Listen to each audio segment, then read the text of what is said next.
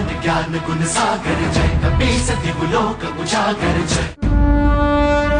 देवगुरु बृहस्पति, महापूर्णिमा पे अमृत का उफान, ये तो बड़ी ही चिंता का विषय है।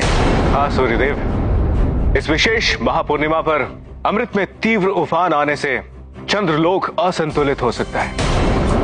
असुर ऐसे ही अवसरों पर अपनी दृष्टि गड़ाए रखते हैं। तो हमें चंद्रलोक की सुरक्षा के लिए कुछ उपाय तो करना ही चाहिए। हाँ, इसी विषय पर विचार विमर्श करने के लिए देव सभा बुलाई है।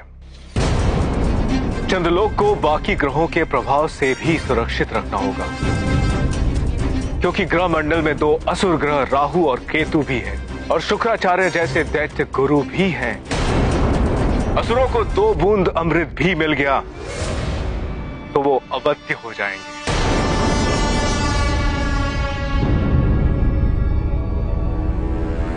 यही अवसर है रावण, चंद्रलोक के असंतुलन का लाभ तुम्हें और समस्त असुर कुल को ही लेना है। अमृत प्राप्ति ही तुम्हारा परम उद्देश्य होना चाहिए। प्रणाम दैत्य गुरु, जय लंकेश। तो आप भी इस महापूर्णिमा के लिए विशेष योजना बना रहे हैं लंकापति, किंतु ध्यान रहे देवता भी अमृत की सुरक्षा के लिए विशेष योजना बना रहे हैं। इसलिए उन्होंने देवलोक में विशेष सभा बुलाई है। किंतु क्या? किंतु ये कि ग्रह मंडल के सभी ग्रहों को आमंत्रित किया गया है, मात्र मुझे, केतु और दैत्य गुरु शुक्राचार्य को नहीं बुलाया गया। अपमान, ये आपका अपमान है गुरुदेव। ये धृष्टता है इन देवताओं की। इस देव सभा की सारी सूचनाओं को हमें प्राप्त करनी ही होगी, और इसके लिए आवश्यक है देव सभा में सेंध लगाना।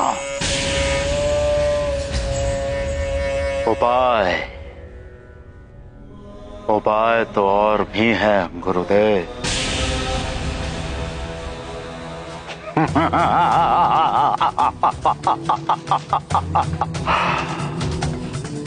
मैं जानता हूं कि मुझे क्या करना है और करना क्या है।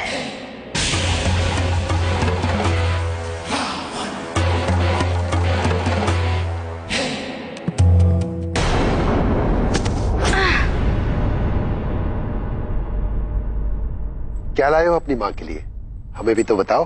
अभी नहीं, माँ के लिए है ना, माँ के पास जाकर बताऊंगा। अच्छा अब चलिए, आप चलते रहिए, मैं अभी आया। हाँ।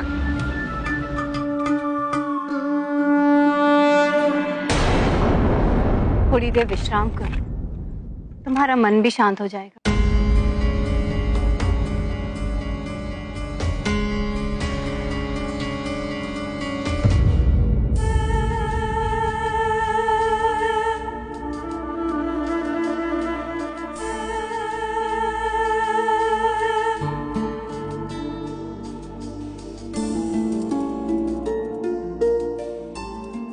हनुमान,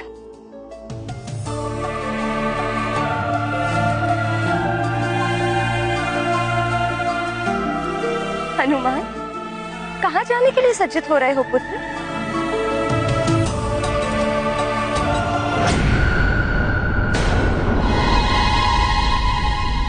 हनुमान, हनुमान, हनुमान! अंजना, हनुमान नहीं है यहाँ पे। हे प्रभु, कहीं अंजना विक्षिप्त हो जाए। आप ही का आसरा है प्रभु, न जाने हमारे सुखों पर किसकी क्रूर दृष्टि लगी।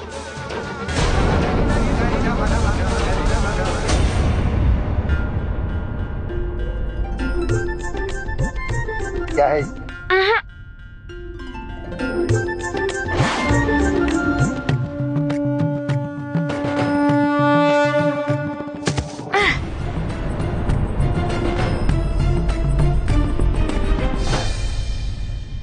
वेदराज जी, आपका ये झोला तो बड़ा ही अद्भुत है, कितना भी डालो भरता ही नहीं। बताओ तो सही, क्या है इसमें?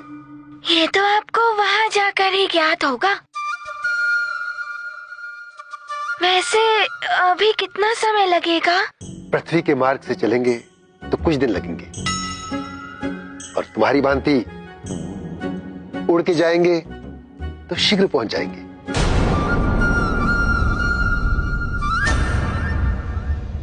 ऐसा तो हमने कभी सोचा ही नहीं राहु।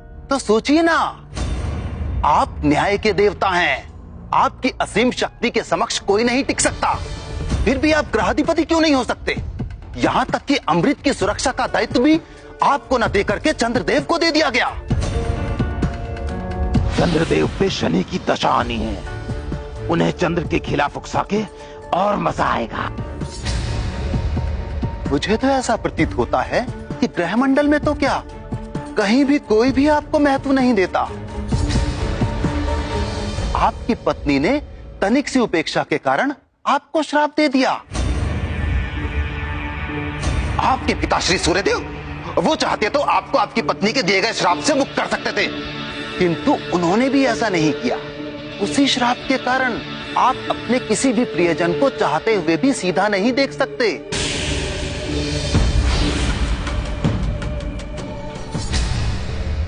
राहु, तुम मुझे भ्रमित करने का प्रयत्न मत करो, मुझे मेरा कार्य ज्ञात है। रावण से जाकर कहना कि त्रिदेवों ने मुझे जो दायित्व सौंपा है उसे पूर्ण करने से मुझे कोई नहीं रोक सकता। मुझे मेरे मार्ग से कोई विचलित नहीं कर सकता। लगता है इसका कोई फायदा नहीं हुआ, और कहीं ये क्रोधित होकर मुझ पर कुदृष्टि न डाल दें। अब चंद्रदेव को भ्रमित करने की बारी आ गई है।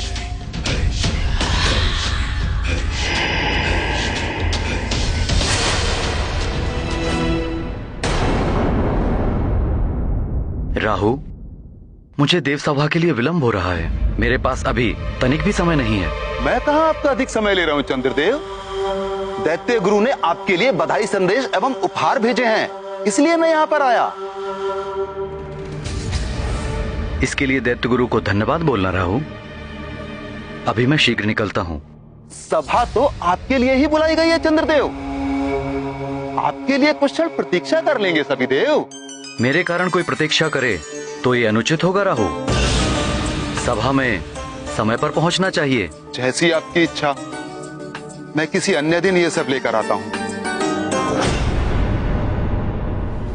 वरुण देव की बुद्धि इस राहु ने भ्रष्ट कर दी थी। यदि ये मुझसे रुष्ट हो गया तो कहीं मेरे साथ भी कुछ ऐसा ना कर बैठे। राहु सुनिए, लाइए, मैं आपका ये उपहार स्वीकार करता हूं।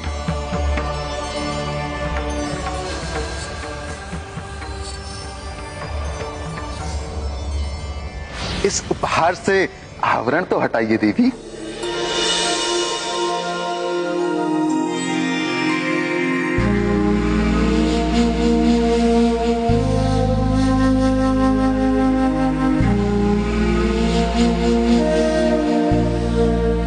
बहुत सुंदर आभूषण है। मुझे विलंब होता जा रहा है, सब देव सभा में प्रतीक्षा कर रहे होंगे मेरी। चंद्रदेव, तुम्हें विलंब कराना ही तो उद्देश्य था मेरा। अच्छा, तो एक उपाय करते हैं। जैसे सुमेरु से अयोध्या तक आप मुझे अपने कंधे पर बिठा ले गए थे, और अब अयोध्या से सुमेरु तक मैं आप दोनों को अपने कंधे पर बिठाकर वापस सुमेरु ले जाऊं। उसके लिए कंधे पे बैठने की क्या आवश्यकता है, हम स्वयं भी उठ सकते हैं। अच्छा, आप उड़ सकते हैं? तो चलिए, वैसे भी कुछ क्षणों में रात्रि होने वाली है।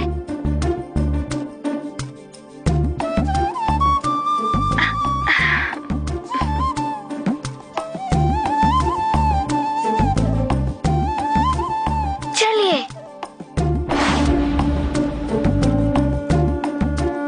हाँ, हम शीघ्र ही पहुंच जाएंगे सुमेरु।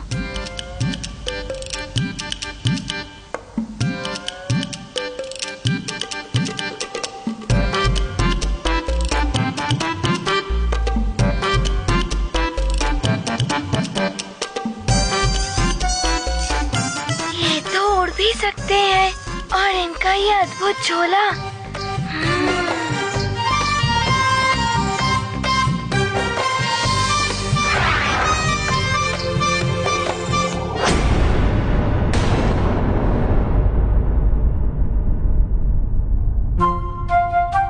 क्या हुआ हनुमान?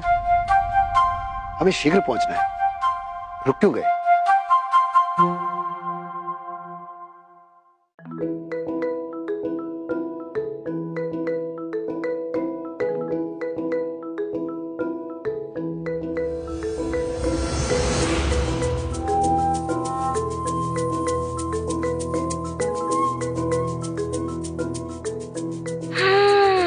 मैं समझ गया हूँ कि आप कौन हैं। कौन क्या? हम वैद्य हैं। देखिए, आप पर मिथ्या संभाषण शोभा नहीं देता और माँ कहती है कि मिथ्या संभाषण पाप होता है। हम मिथ्या नहीं बोलते। अच्छा, तो आप उड़ भी सकते हैं, कहीं भी जा सकते हैं, और आपका ये झोला, इसमें कितना भी डालो भरता ही नहीं है। चाहे इसमें पूरी सृष्टि समा जाए, जैसे भोले बाबा के चरणों में पूरी सृष्टि समा जाती है।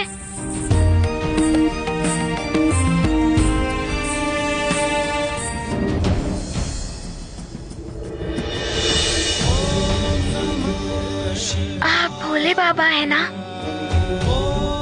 और आप पार्वती माता है ना? बताइए ना।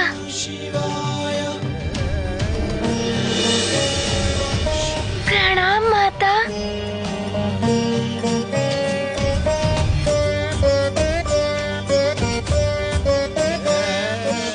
भक्त हृदय से कैसे छुप सकते हैं भगवान, फिर चाहे वो महादेव हो या नारायण।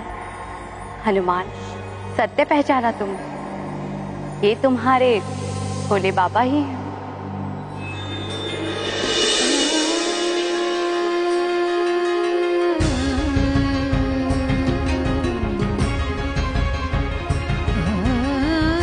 प्रणाम भोले बाबा। प्रणाम माता। और हनुमान, इन्होंने मिथ्या संभाषण नहीं किया था, ये जगत वैद्य है। इन्होंने तुम्हारा उपचार किया और तुम्हारे प्रभु राम का उपचार किया। हनुमान, तुम्हें जिस उद्देश्य के ले जाया गया था वो पूर्ण हो गया है।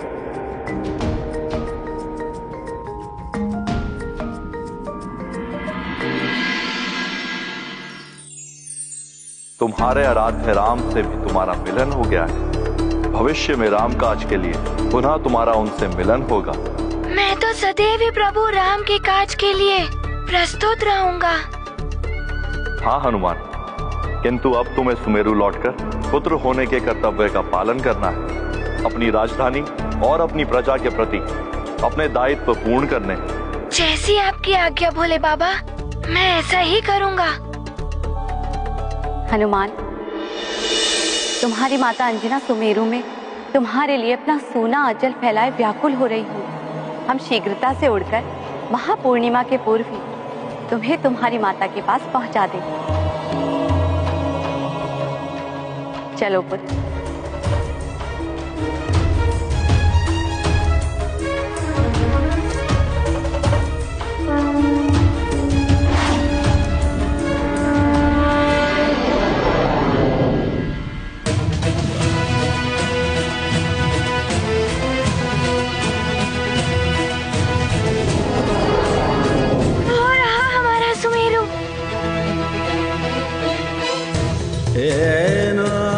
अब शीघ्र ही मेरी माँ से मिलन हो जाएगा मेरा।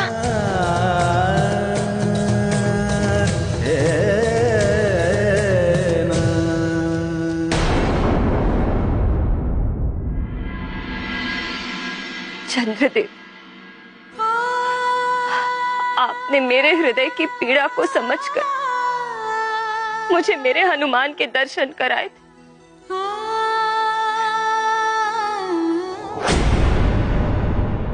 हनुमान। हनुमान नहीं, मैं हूं पुत्री। संभालो स्वयं। अगर तुम्हें कुछ हो गया तो मैं महाराज केसरी को क्या बताऊंगी कि उनकी अनुपस्थिति में क्या हो गया अंजना को। कैसे समझाओ अपने आप को मां? हर क्षण मेरे हृदय को आभास होता कि मेरा हनुमान मेरे पास आ रहा, उसकी पुकार गूंजती है मेरे कानों में।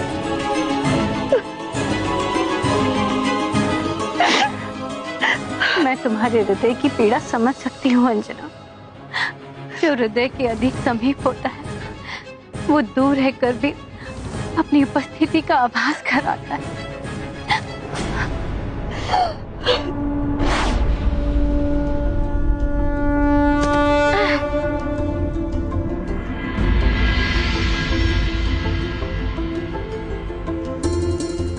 हम सुमेरु आ गए हैं देवी।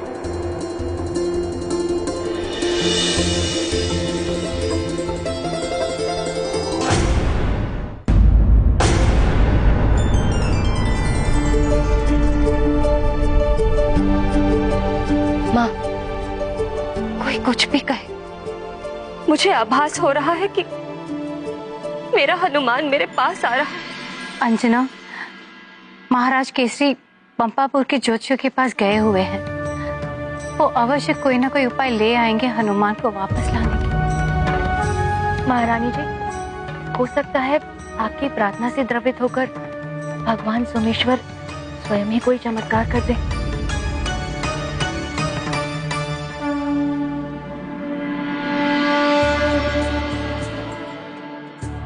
प्रतीत होता है जैसे वो आज ही चमत्कार कर रहे हैं। मेरा हनुमान यहीं कहीं है। मुझे उसकी पगध्वनि सुनाई दे रही है। माँ! हनुमान!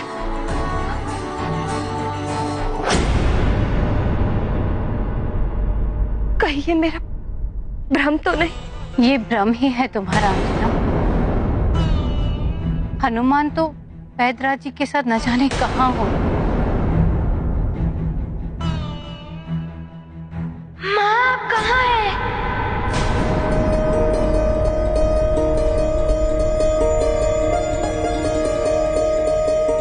ये कोई दिवा स्वप्न है या सत्य? माँ! हनुमान!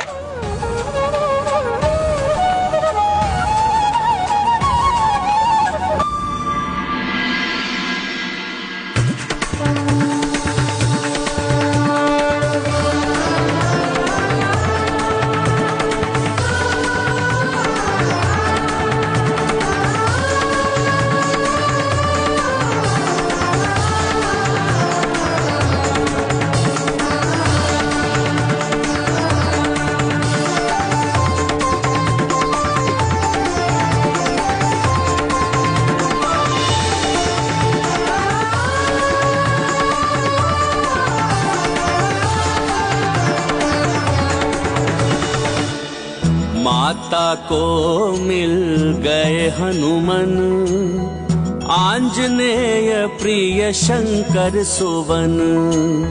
दान महाप्रतिदान का खेल, श्रद्धा और ममता का मेल। राममयी हनुमान को पाकर हर्षित है सुमेरु का कण कण। महादेव का महाप्रसाद, हरता माँ का सकल विषाद। ये गाथा महाबली हनुमत की, रुचिकर लीला राम भगत की। जय जय जय रघुनंदन राम, जय जय जय महाबली हनुमान। हनुमान, मेरे लाल, मैंने कहा था नानी से कि मेरा हनुमान आ गया। और देखो, भगवान सोमेश्वर ने तुम्हें भेज ही दिया। धन्यवाद गौरी की गैया।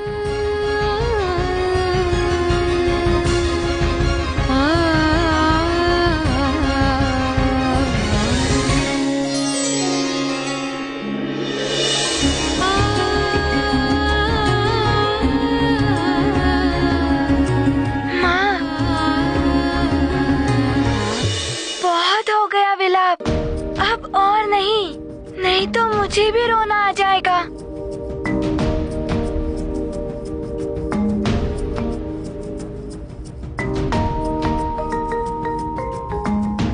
मुझे तो अभी भी अपने नेत्र पर विश्वास नहीं हो रहा।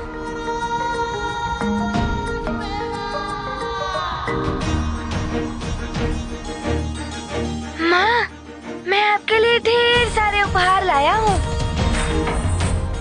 प्रणाम वैद्यराज। प्रणाम वैद्यराज।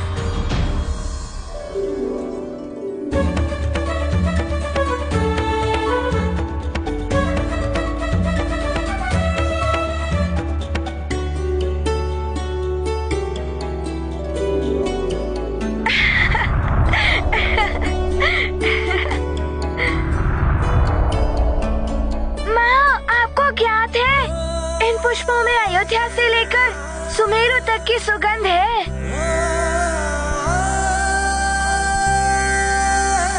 आते हुए मार्ग में विशेष रूप से आपके लिए चुन चुन कर लाया हूँ मैं इन्हें।